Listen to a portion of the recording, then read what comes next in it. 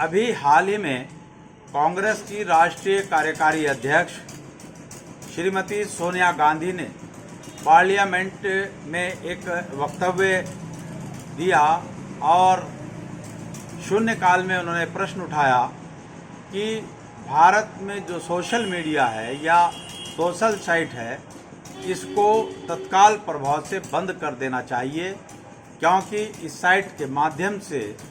देश में अराजकता का माहौल बन रहा है और देश की जो सांप्रदायिक सौहार्द की फिजा है उसमें जहर घोलने का काम चल रहा है। मुझे कांग्रेस की राष्ट्रीय अध्यक्ष सोनिया गांधी की बुद्धि पर तरस आता है कि जिस बात से देश की फिजा में जहर घोलने का काम किया जा रहा है, द कश्मीर फाइल्स पिक्चर के संबंध में उन्होंने एक शब्द भी पार्लियामेंट के अंदर नहीं बोला और जो सोशल मीडिया गरीबों, मजलूमों, अधिकार वंचित समाज के दबे कुचले वर्ग का एक बहुत बड़ा हथियार है, उनकी अभिव्यक्ति का बड़ा प्लेटफार्म है, उस सोशल मीडिया के संबंध में सोनिया गांधी जी ने जहर उगलने का आरोप लगाकर उसे बंद करने की बात कही है। जबकि ये दुनिया जानती है कि भारतीय जनता पार्टी और उसके जो संगठन हैं वो द कश्मीर फाइल्स पिक्चर के माध्यम से जिस तरह कश्मीर का आधा सच आधा झूठ दिखाकर वर्ग विशेष के प्रति नफरत भरने का काम देश के एक वर्ग के अंदर कर रहे हैं, वो इतना खतरनाक है कि जब उसका रिजल्ट आएगा, जब उसका परिणाम आएगा, तो वो देश और देश की जनता के लिए बेहद खतरनाक साबित होगा। अच्छा होता अगर Shrimati Sonia Gandhi the files picture, the Kashmir files के संबंध में अपने विचार रखती और केंद्र सरकार के साथ साथ देश के सर्वोच्च न्यायालय से भी ये मांग करती कि बेशक सरकार अपने निजी मफाद के लिए या लोकसभा चुनाव 2024 की तैयारियों की खातिर इस तरह का जहर भारत की सांप्रदायिक सौहार्द की फिजा में घोलकर अपना स्वार्थ सिद्ध करने में लगी है, लेकिन देश की सर्वोच्च अदालत, सुप्रीम कोर्ट और सुप्रीम कोर्ट के विद्वान न्यायाधीशों को तो कम से कम इस पिक्चर पर स्वतः संज्ञान लेते हुए इसको तत्काल प्रभाव से बैन कर देना चाहिए और जो इस पिक्चर के एक्टर हैं या प्रोड्यूसर हैं या डायरेक्टर हैं उनके विरुद्ध सख्त कानूनी कार्रवाई करनी चाहिए। जो मुद्दा श्रीमती सोनिया गांधी जी ने सोशल साइट पर उठाया, इसमें मुझे ऐसा महसूस होता है कि कहीं कांग्रेस और भारतीय जनता पार्टी की आपस में कोई सेटिंग तो नहीं, कोई डील हो गई हो कि आप पार्लियामेंट के अंदर सोशल साइट को बैन करने की मांग उठाइए और उसके बाद हम एक कमेटी का गठन करेंगे और उससे रिपोर्ट मांगते हुए इस सोशल प्लेटफार्म को, जो समाज के दबे कुचले शोषित अधिकार वंचित लोगों का प्लेटफार्म है, जहां पर लोगों को अपनी बात कहने का हक अधिकार आज की तारीख में प्राप्त है, उसको बैन कर दिया जाए। साथियों, आप जानते हैं कि जितना भी प्रिंट मीडिया है या इलेक्ट्रॉनिक मीडिया है, उस सब पर पूंजीपतियों का कब्जा है और जाति विशेष का कब्जा है। वो अपनी मनचाही चीजें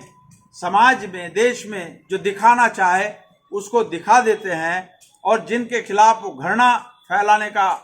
काम करना चाहे घृणा फैला देते हैं और जिनके लिए जन समर्थन जुटाने की बात हो, जन समर्थन जुटाने का काम आज का जो गोदी मीडिया है, वो इलेक्ट्रॉनिक मीडिया हो या प्रिंट मीडिया हो, वो काम कर रहा है। अगर आज भी कोई सच दिखा रहा है, आज भी सरकार की नाकामियों से पर्दा हटाने का अगर कोई काम कर रहा है, वो सोशल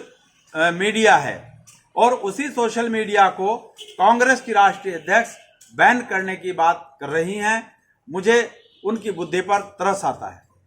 मैं एडवोकेट इंतखाब आज़ाद जब छात्र जीवन में छात्र राजनीति करता था, हम चूंकि छात्र जीवन से, छात्र राजनीति से इस व्यवस्था के अंदर दाखिल हुए, प्रवेश किया, तब जब हम जन समस्याओं को लेकर या सरकार की नीतियों के विरुद्ध या शासन प्रशासन के गलत फैसलों या शासन प्रशासन की उत्पीड़नात्मक घटनाओं के विरुद्ध सड़कों पर उतरकर आंदोलन किया करते थे, तब हमें एक बात देखने को मिला करती थी।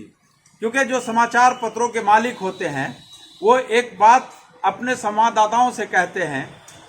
कि जो हमारी विज्ञापन पार्टी है, जो एडवर्टाइजमेंट की पार्टी है, हमें उस व्यक्ति, उस संस्थान को अपने समाचार पत्र में ज़्यादा स्थान देना है, और जो हमारी विज्ञापन पार्टी नहीं है, एडवर्टाइजमेंट की पार्टी नहीं है, उन लोगों को अपने समाचार पत्र में आटे में नमक की तरह बहुत मामूली सा संक्षिप्त में स्पेस देना है। जब हम बहुत बड़े बड़े आंदोलन किया करते थे, हजारों छात्र हमारे साथ हुआ करते थे, कई दफा पुलिस लाठीचार्ज भी कर दिया करती थी और बड़ी घटनाएं घट जाया करती थी, तो ये जो पूंजीपतियों के अखबार हैं, ये हमारी खबरों को बहुत छोटा सा संक्षिप्त में डाल दिया करते थे, और जिन लोगों के उत्पीड़न के खिलाफ हम आंदोलन किया करते थे, धरने प्रदर्शन किया करते थे, उन लोगों का वर्जन अखबार के अंदर इतना बड़ा 4 या 6 कॉलम में, और उसका भी 1 सेंटीमीटर का सिस्टम होता है, अंदर और बाहर के पेज का और फ्रंट पेज का, हेडलाइन का, एक बहुत लंबी कहानी है, वो अगर मैं बताऊंगा तो उसमें समय लग जाएगा। तो उसमें उनका वर्जन दे दिया करते थे और हमारी खबर को उल्टा पुल्टा कर दिया करते थे। जब नेक्स्ट डे अखबार में हम खबर देखते थे और जो संघर्ष हमने किया, जो आंदोलन किया, जिस सरकारी फैसले का हमने विरोध किया या प्रशासन के उत्पीड़नात्मक रवैये का विरोध किया, वो घटना उस अखबार के अंदर नहीं हुआ करती थी, और छोटी सी खबर संक्षिप्त में कहीं को डाल दिया करते थे। तब हम स्थानीय प्रभारी संवाददाता से पूछते थे कि भाई इतना बड़ा आंदोलन किया, हजारों स्टूडेंट हमारे साथ थे, सैकड़ों लोग हमारे साथ थे, लेकिन आपने तो बड़े इजी तरीके से वो अपनी बात कहकर पीछा छुड़ा लिया करता था कि आज़ाद साहब या जो भी लोग हुआ करते थे कि हमने देखो आपकी खबर बहुत तरीके से और सलीके से बनाकर के भेजी थी, लेकिन जो वहां पर डेस्क पर बैठे हैं, जो एडिटर लोग बैठे हैं, उन्होंने खबर काट दी और हम आपकी खबर को दोबारा से भेज देंगे। इसका मतलब ये होता था कि जो खबर एक बार छप गई उसके दोबारा छपने का तो कोई मतलब ही नहीं उठता था, लेकिन वो उस टाइम हमको वहां से टरका दिया करते थे। जब से सोशल मीडिया आई, जब से सोशल साइट मैदान में आई, तो हम जैसे लाखों संघर्षशील लोगों को अपनी बात कहने, सुनने और दूसरे लोगों को जानने का मौका मिला है। आज अगर समाचार पत्र या गोदी मोदी मीडिया जो है वो लोगों की अभिव्यक्ति की जो स्वतंत्रता की आज़ादी है उस पर कुठाराघात करती है, तो हम सोशल मीडिया के माध्यम से अपनी बात कह सकते हैं, शासन प्रशासन की गलत नीतियों का विरोध कर सकते हैं, या शासन प्रशासन स्तर पर जो करप्शन होता है, जो सरकारी कार्यालयों में भ्रष्टाचार होता है, या जो गरीब मजलूम